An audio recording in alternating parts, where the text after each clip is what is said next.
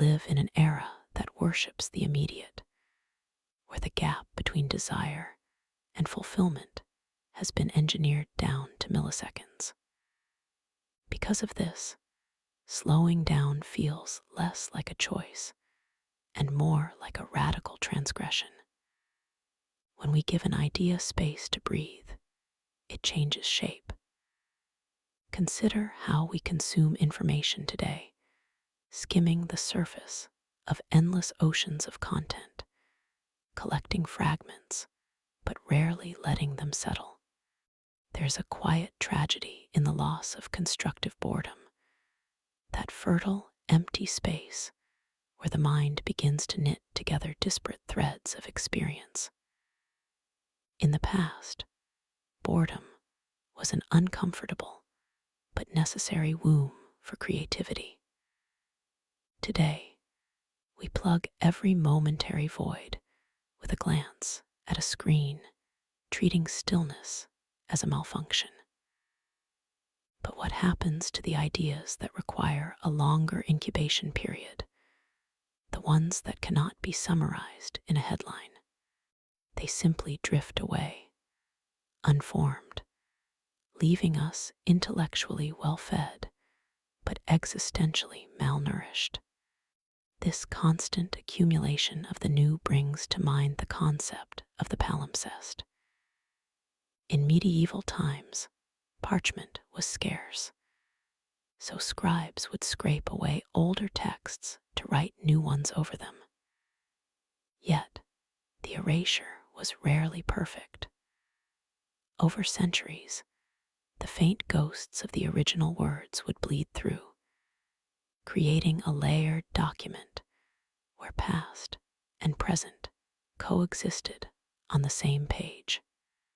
Our minds operate similarly, retaining the invisible ink of old heartbreaks and abandoned philosophies beneath the glossy surface of our current selves. But our digital world handles memory differently. It acts as an absolute archive, preserving everything in high definition, while burying it under an avalanche of the immediate present. We are caught in a strange paradox where nothing is truly forgotten, yet nothing is deeply remembered. The digital palimpsest doesn't bleed through. It is overwritten by a relentless stream of updates, leaving us unsure of where our personal histories end and the collective algorithm begins. When we discard an object or even a thought, we often say we are throwing it away.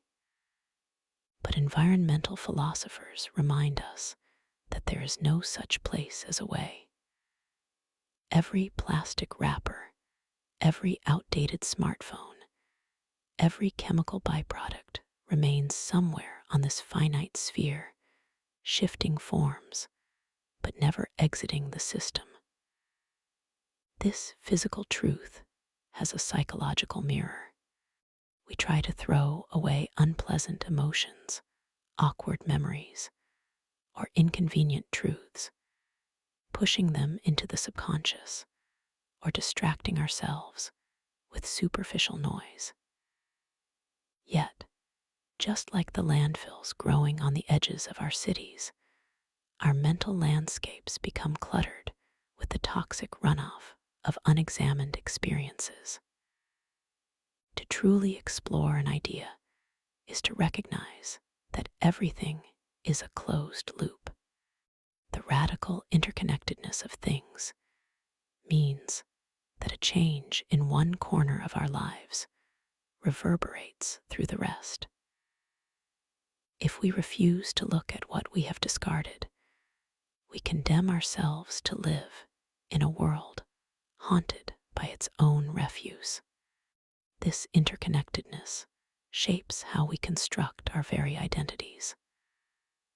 Philosophers often divide people into two categories regarding how they perceive their lives: narrative types and episodic types. Narrative individuals view their life as a cohesive story, a grand arc with a clear beginning, middle, and end, where every event builds toward a larger meaning. Episodic individuals, on the other hand, experience life as a series of disconnected fragments, a string of pearls where today has very little to do with 10 years ago, or even last week. In our current cultural moment, the environment heavily favors the episodic. We are encouraged to reinvent ourselves constantly, to curation hop, to live in the eternal now of the feed. While this offers a liberating freedom from the weight of the past, it also introduces a profound fragility. Without a narrative thread, it becomes difficult to build deep resilience.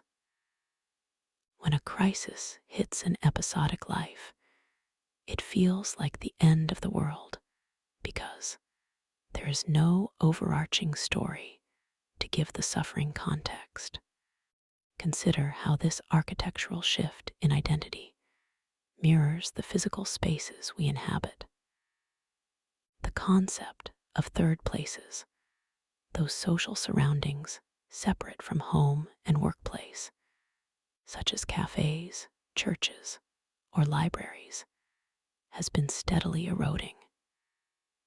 These spaces historically allowed for unstructured, low-stakes human interaction, the kind of casual friction that sparks unexpected insights and breeds empathy for people unlike ourselves. As these physical third places decline, we try to migrate them online into forums and social networks. But digital spaces are rarely built for lingering. They are optimized for transactions, whether that transaction is information, validation, or outrage. The architecture of a digital platform shapes the architecture of our thoughts.